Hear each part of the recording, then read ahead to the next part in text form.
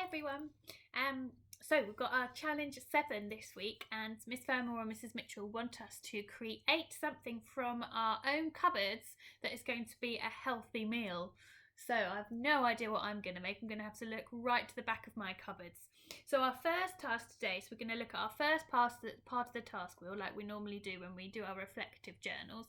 And our first part, as it always has been with all these challenges, is to think about what do we already know about this. So you have got 2 tasks today. When we are looking at this topic this week, the first thing we're going to be learning about is we're going to be learning about science, and we're going to be learning about the types of food that humans need to survive and what types of food those are.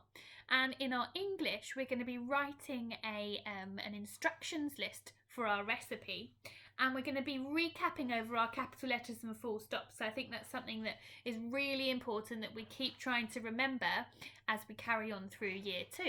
So we're going to be looking at those 2 things. So our first mind map on what do we need to remember, or what do we need to write about, or what we already know, is our healthy nutrition. So what do you already know about healthy nutrition? So that simply means about healthy eating, really. So what do you already know? So I've started thinking that I know that humans need to have a balanced diet.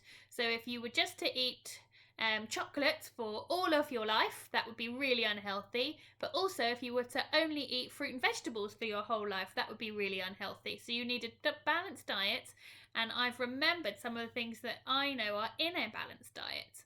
Okay, and then I'm going to fill up my mind map with all the other things that I know about healthy nutrition or healthy eating, which is the same thing. So that's your first task. And then your second task is to try and remember all you can about capital letters and full stops. So if you remember, in our classroom behind my desk is the wall that's got all of our English learning on it, hasn't it? And it's got on there right from the beginning of the year, has had all the rules for capital letters and full stops. So try and remember what they were, and try and remember what we learnt about when we did our Dr. Seuss Think and Wonder, Wonder and Think experience. We learned all about our capital letters and full stops. So I want you to do a second mind map. So here's mine, I've started mine. Capital letters and full stops, and write around it all the things you can remember about when you use those capital letters, why you use them, and when it's important to use full stops. Okay, so you've got 2 mind maps to do today for the start of this challenge, and I can't wait to see what you can remember about our capital letters and full stops, and what you already know about healthy eating and healthy nutrition.